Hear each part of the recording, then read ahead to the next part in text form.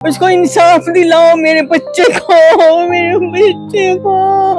देखिए सर आप, ये बच्चा बहुत 4 दिन में इसका कम से 5 किलो वजन कम हो गया।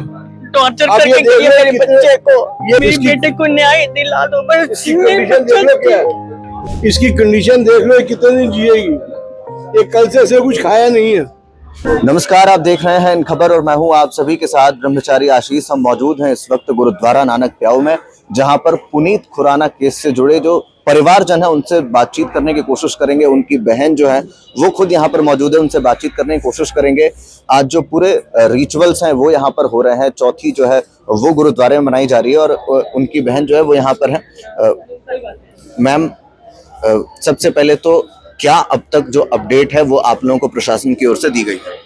अभी हमारे पास नया कोई अपडेट नहीं है। हमें ये बोला गया था कि आज रिपोर्ट आ जाएगी, उसके बाद एफआईआर कर दी जाएगी, पर हमारे को पास कोई रिपोर्ट नहीं आई है, ना ही हमें कोई कॉल आई है। तो मेरी रिक्वेस्ट है पुलिस से भी और अपने जस्टिस लॉ से भी कि प्लीज़ इस मैटर को देख ले।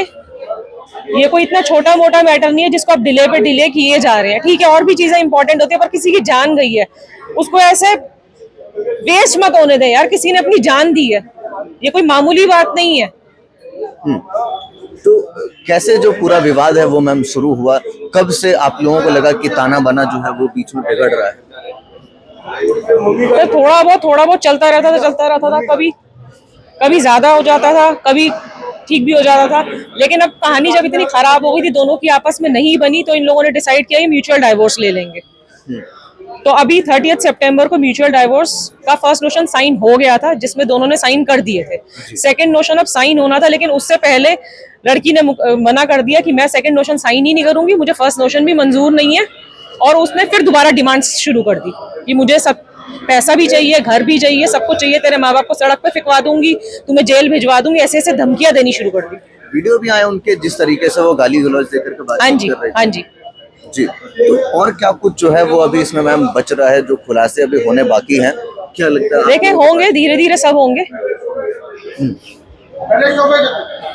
वो लोग अभी कहाँ पे हैं जो आप लोगों के मनिका पाहवा है या फिर जगदीश पाहवा? वो अपने घर बहुत आराम से बैठे हैं, चैन की नींद सो रहे हैं वो, क्योंकि उनके अगेंस्ट कोई एक्शन ही नहीं हो रहा।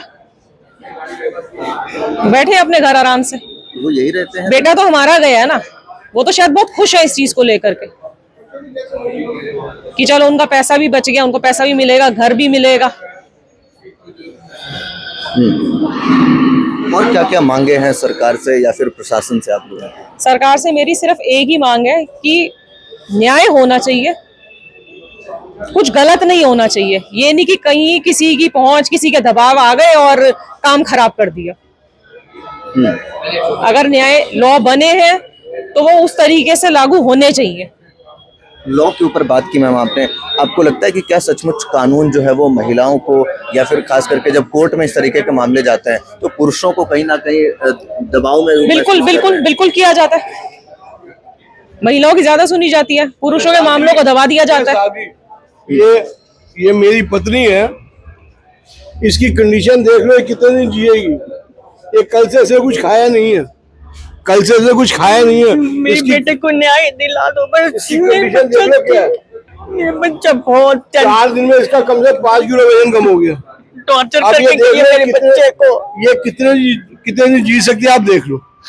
मेरे बच्चा बहुत टॉर्चर हो गया, उसको इंसाफ दिलाओ, उसको इंसाफ दिलाओ मेरे बच्चे को, मेरे बच्चे को।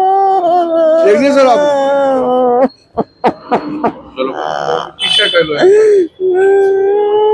तो पूरे परिवारजन से बातचीत करने की कोशिश की हमने। उनकी बहन ने साफ साफ बताया कि वो आखिरी दम तक लड़ेंगे और कहीं ना कहीं जो दबाने की कोशिश की जा रही है जगदीश पाहवा या उनके परिवार की तरफ से, ऐसा उनका मानना है, तो उसको लेकर के भी वो हर संभव प्रयास करेंगे। इसी के साथ साथ माता जी से भी उनके बातचीत करने की कोशिश की हमने, मगर वो बोल नहीं पा रही हैं। उनकी स्थिति जो है वो फिलहाल बिगड़ती नजर आ रही है। तो ऐसे में आगे जो भी जानकारी होगी बताएंगे आपको। बाकी अपडेट्स के लिए देखते रहिए इन खबर। धन्यवाद।